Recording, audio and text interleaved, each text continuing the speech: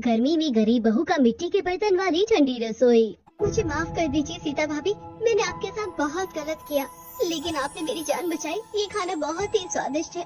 मैंने आज से पहले इतना टेस्टी खाना कभी नहीं खाया। ये मिट्टी के बर्तन 1000 कांच के बर्तन से बेहतर है। हाँ, तुम बिल्कुल सही कह रही हो। मेरी बहू बहुत अच्छी है। उसने अपनी काबिलियत और अपनी समझदारी से अपनी परिस्थितियों को बदल दिया, वरना तुमने हमें कहीं का नहीं छोड़ा था। ये औरत सीता से माफी क्यों मांग रही थी? सीता की रसोई मिट्टी से क्यों बनी थी और उसके सारे बर्तन मिट्टी के क्यों थे? आखिर सुमित्रा इस प्रेग्नेंट औरत से इतना गुस्सा क्यों थी? ये जानने के लिए हमें कहानी में थोड़ा पीछे जाना होगा। हे भोलेनाथ, आज तो सुबह से बहुत ज्यादा गर्मी है। इतनी गर्मी में खाना बनाते बनाते मेरी तो हालत खराब हो गई है। सीता सुबह 7 बजे से रसोई में खाना बना रही थी। उसके सर से पसीना टपक रहा था। वो सभी के लिए नाश्ता बना रही थी। तभी 10 बजे उठकर उसकी देवरानी अलका किचन में आती है। जेठानी जी, आपने अभी तक मेरी कॉफी क्यों नहीं बनाई है? बहू, ये क्या तरीका है अपनी जेठानी से बात करने का? तुम्हें दिख नहीं रहा कि वो सुबह से रसोई में खाना बना रही है? सीता और अलका दोनों सुमित्रा की बहू थी। सुमित्रा का घर काफी बड़ा था, वो काफी अमीर थी। सुमित्रा की बड़ी बहू सीता काफी सीधी थी, लेकिन उसकी छोटी बहू अलका अमीर घर से आई थी, इसलिए वो काफी बिगड़ी हुई थी। देवरानी जी, मैंने आपकी कॉफी बना दी है, ये लीजिए आपकी कॉफी। और माँ जी, मैं तो नाश्ता बना रही थी, अब उसके साथ कॉफी बना दिया तो क्या हो गया? अलका कॉफी लेकर अपने कमरे में चली जाती है। सीता सभी को नाश्ता निकाल कर देती है। सभी नाश्ता करते हैं। सभी को नाश्ता देने के बाद सीता कपड़े धोने के लिए बाथरूम में चली जाती है। सीता कपड़े धो रही थी, तभी अलका डिजाइनर कपड़े पहने अपने हाथ में कुछ कपड़े लेकर बाथरूम में आती है। सीता भाभी, आप कपड़े धो रही हैं, एक काम कीजिए, मेरे भी ये कपड़े धो दीजिए, लेकिन मेरे कपड़े को हाथ से धोइएगा। कल ही मैंने अपने नेल्स करवाए हैं, वरना मैं खुद ही इन कपड़ों को धो लेती। अच्छा ठीक है देवरानी जी, आप अपने कपड़े रख दीजिए, मैं उसे धो दूंगी। सीता बहुत ही सीधी थी, इसलिए उसकी चंटे चलाक देवरानी अलका घर का सारा काम उसी से करवाती थी। लेकिन सीता कभी भी शिकायत नहीं करती थी।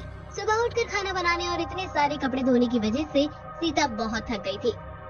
इतनी गर्मी में इतना सारा काम करने की वजह से मेरी तबीयत खराब लग रही है। एक काम करती हूँ, देवरानी जी के रूम में जाकर थोड़ी देर एसी में बैठ जाती हूँ। सीता अलका के कमरे में एसी चलाकर बैठ जाती है। सीता को अपने कमरे में देखकर अलका गुस्सा हो जाती है। जेठानी जी, आप मेरे कमरे में क्या कर रही हैं? तो वो देवरानी जी, मुझे बहुत ज्यादा गर्मी लग रही थी, इसलिए मैं यहाँ आ गई। अगर आपको इतनी गर्मी लगती है तो अपने पति को एसी लाने के लिए क्यों नहीं कहती? ये एसी मैं अपने मायके से लाई हूँ, तो यहाँ हवा खाने की जरूरत नहीं है। अलका गुस्से में सीता को अपने रूम से निकाल देती है। सीता को अलका की हरकत बहुत बुरी लगती है, लेकिन वो किसी से कुछ नहीं कहती। सीता के पति राम और उसका देवर रोहित दोनों एक ही बिजनेस में काम करते थे, लेकिन राम ज्यादा नहीं बोलता था, इसलिए बिजनेस की देखरेख रोहित करता था, जिस वजह से सभी को लगता था कि रोहित बिजनेस का अकेला मालिक है। रोहित काम से घर आता है। पता है रोहित, आज जेठानी जी मेरे कमरे में आकर बैठी थी, बोल रही थी कि ये एसी मेरा नहीं उनका भी है, क्योंकि उनके बच्चे तुम्हारे साथ काम करते हैं, और साथ में वो बोल रही थी कि हमारा बिजनेस राम भैया की वजह से चलता है। रोहित तो अभी बच्चा है। क्या भाभी ने ऐसा कहा? वो ऐसा कैसे कह सकते हैं, जबकि बिजनेस का सारा काम तो मैं ही करता हूँ। राम भैया तो सिर्फ पेपर वर्क करते हैं, जबकि लोगों से मीटिंग डील्स तो मैं ही करता हूँ।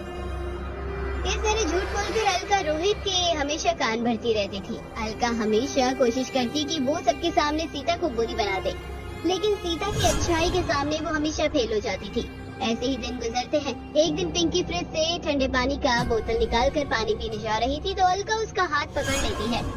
देवरानी जी, ये आप क्या कर रही हैं? आप पिंकी को पानी क्यों नहीं पीने दे रही? ये फ्रिज मेरा है, मैं इसका ठंडा पानी पीने के लिए नहीं दूंगी। देवरानी जी, आप मेरी बच्ची के साथ ऐसा कर रही हैं। ऐसा कोई करता है क्या? आप किसी प्यासे को पानी पीने से कैसे रोक सकती हैं? ये मेरा फ्रिज है, यहाँ मेरी मर्जी चलेगी। माँ जी, मैं ये सब और बर्दाश्त नहीं कर सकती, बहुत हो गया। पहले तो जेठानी जी मेरी चीजों को हाथ लगाती है, और उन्हें कुछ बोलो तो मुझे ही बुरा बोलने लगती है। मैं इस घर में अब और उनके साथ नहीं रह सकती। मैं रोहित के साथ ये घर छोड़कर चली जाऊंगी। नहीं देवरानी जी, आप घर छोड़कर क्यों जाएंगी? आपको मुझसे दिक्कत हो रही है ना, तो मैं चली जाती हूँ। सीता और अलका दोनों आपस में लड़ रही थी, तभी दोनों के पति घर आते हैं। सीता, ये सब क्या हो रहा है? तुम घर छोड़ के जाने के बाद क्यों कर रही हो? रोहित देखो ना, आज फिर जेठानी जी ने मेरा फ्रिज इस्तेमाल किया, और जब मैंने उन्हें मना किया तो वो मुझसे लड़ रही है। भैया आप भाभी को समझते क्यों नहीं? वो हमेशा अलका की चीजों को क्यों इस्तेमाल करती हैं? देखिए उनकी वजह से मेरा घर खराब हो रहा है। रोहित, तुम अपनी भाभी से ऐसे कैसे बात कर सकते हो? मैं सही तो कह रहा हूँ भैया। भाभी जब देखो कहती है कि बिजनेस सिर्फ आप ही चलाते हैं, मैं कुछ नहीं करता हूँ, इसीलिए तो वो अलका की चीजों पर हक जमाती हैं, और ये तो गलत बात है ना। रोहित की बात